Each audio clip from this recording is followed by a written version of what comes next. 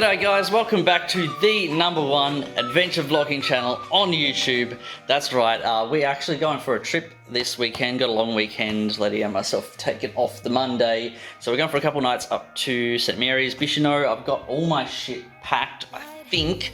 So let's get the show on the road. I'm gonna go pick up Letty from Chemist Warehouse and then we're gonna get started. No, Woolies actually. The car is bloody packed at the moment. Mainly because there is a mattress in the back there, kind of hard to see, it's a bit dark at the moment.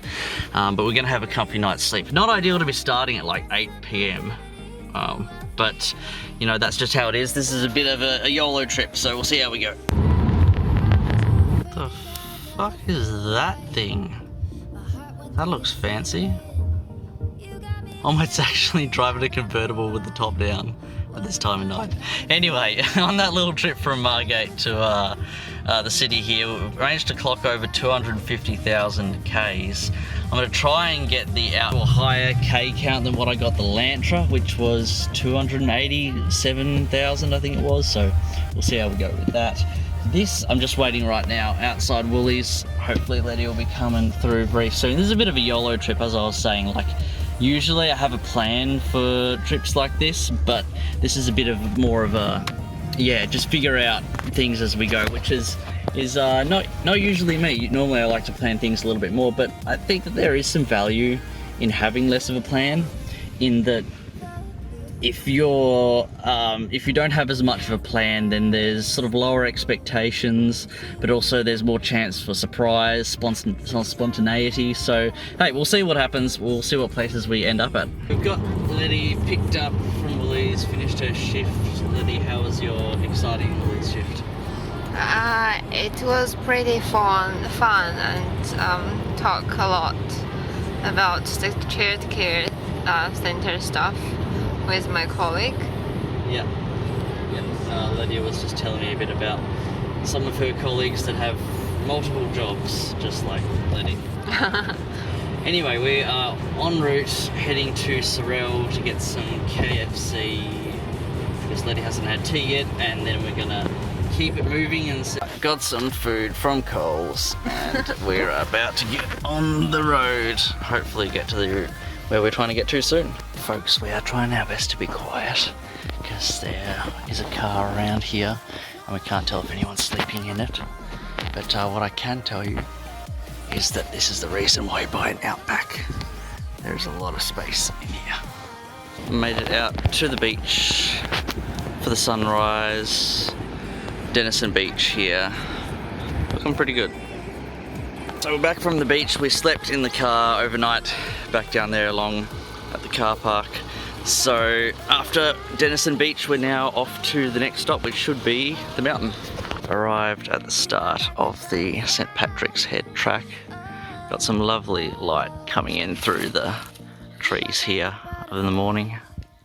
There's some cows over there. Folks, at St Patrick's Head track, state reserve, and we're up above the fog. Looking pretty nice out there. St Mary's is somewhere down over there under the cloud. Made it up to the top of Patrick's Head. Looking pretty nice, I must say. Beautiful views. Having a mountain this high up next to the ocean is really cool and something you don't get in Tassie too often. Looking pretty nice. The clouds have started to come in a little bit more, but when we first got up here, it's beautiful and sunny, so it was good to enjoy that. Down yonder way, that's St Helens. You can just see over there, and the beaches around Scamander leading over to St Helens. And then a place that I haven't been much before are these, I think these are the Twin Sisters or something, over the back of St Mary's, so if we get time we might be able to explore over there. On the way back from St Patrick's Head, fog is clear. It's looking pretty clear across the valley, and Letty has run ahead. And we're almost back at the car. Called into the St Mary's pub and got our little entertainment book discount. Palmy was pretty good. Chips weren't as good, but it was still pretty nice. We've just driven up to Cornwall hoping to visit a historical mine, but it turns out that it's actually an active mine, so I'm not sure we'll be able to get in there, unfortunately. So Cornwall's a bit of a disappointment. Letty, what do you think would happen if we went into an active mine? I'll be caught by someone. And then what would happen, do you reckon? And then we head back. Okay. So probably nothing of great interest up in the mine. This butterfly is directing us to this place.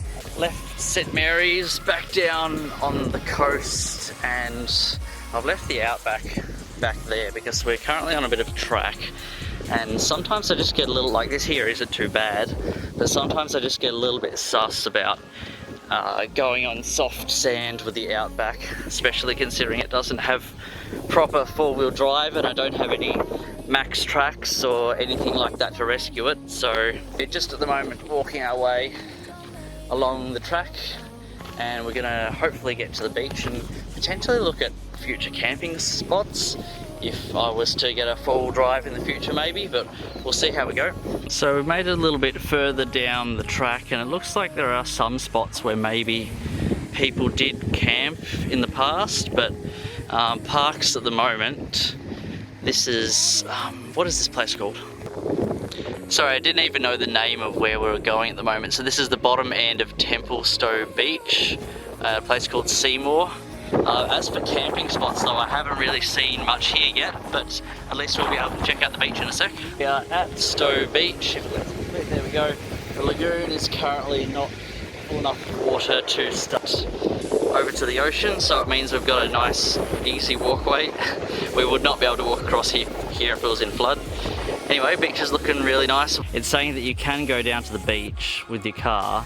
You're just not allowed to turn left when you get to the beach. You can go right along the beach further, so interesting to know. We've diverged a little bit from the main little road down to the Templestowe Beach, where they've done a bit of rehabilitation, plenty of trees here, and this is the only real campsite of any great quality that we've found. And I mean, geez, you could maybe pitch a tent there, maybe one over there just, but really it's not ideal for it. If you had like a, what are those camper things that goes up your vehicle, maybe this would be a great like super chill, because you're kind of hidden here as well, really sort of chill place to set that up and be near the beach, have the sound of the ocean and know that there's going to be no one around you. But as far as bulk camping, getting a gang, not really going to work out. Now we're in Diamond Island. Look at this place. There's a tennis court. Diamond Island Resort. We're going to check out the actual Diamond Island over there at some point soon. But here we are. We've got the top floor, which I think is sick because we get our own balcony. Damn, Daniel. Sick. This is huge. This is definitely bigger than I was expecting. View out on the balcony. Imagine if we get a sunrise tomorrow. Yeah, nice. Okay, I have to say that this design is not something I've seen before, but I think it's really cool and inventive. So depending on where you sort of get the curtain down to, you can choose whether you want it like blacked out and seeing nothing, or you can still see part the way through. Okay, so this really trippy effect as you bring it down. I've never seen this before, but it's really cool. We've left the accommodation back there, heading out to Diamond Island, which is at the moment an island because that wave has just come across the sand. Once the wave recedes, then it should no longer be an island, and then we should be able to get to it, but it's looking a bit dicey. We can't really be asked waiting for the tide to go out, if it is even going out. So yeah, we're just going for it, and then I'm gonna have a shower afterwards because my feet are fucking wet now. Jesus Christ. This is Diamond Island.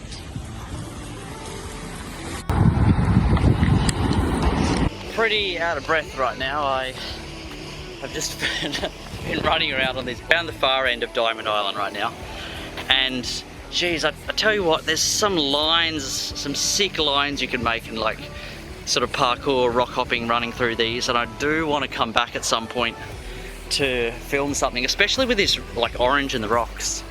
It's super cool, and maybe even a drone shot following me through, but maybe a future video. I'll see if I can do a little example line. I'm not sure if it's going to look any good on the phone camera, but the idea is some of these rocks, and then sort of maybe down there and across there, line up pretty good for a line. Let's go, lady. We've done our full circumnavigation of Diamond Island. And now as the waves are closing in, trapping our escape from getting off the island, we need to get off before we're forever marooned. Next minute the tide's actually still going out. Made it to whatever the hell this place is called. Got our Hawaiian pizza. Pretty happy, got a palmy, got a pizza today, so all set. We gotta get our big roll shots. Nice. Finished up the restaurant back home, and you can call me Andrew Tate. I'm about to have a shower vlog going on. No, I'm not actually gonna do that, but I do need a shower. Alright guys, I've realised that if I'm going to make this adventure vlog thing work, I'm going to have to do some Casey Neistat type stuff, so we'll give this a try, yeah? Onto the shirt. God, I hope this looks seamless. I've not done this shit before. Alright, here goes. Hopefully it worked. Alright, cool. Let's see if we can do some more Casey Neistat. Always use the free shampoo given to you. This is what happens after you use it. Cool. And obviously they also give you the bath and shower gel, so please use that as well. Cool, all done.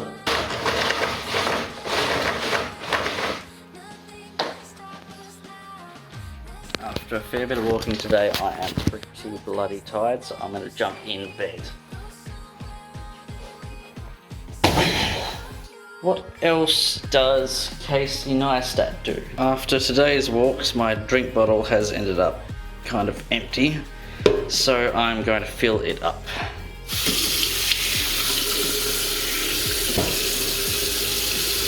There we go.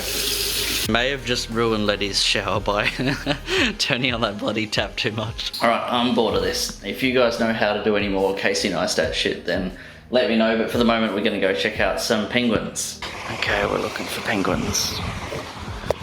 And I got a photo. Guys, we have found a penguin. It's just chilling right here in front of us. It's just hanging out.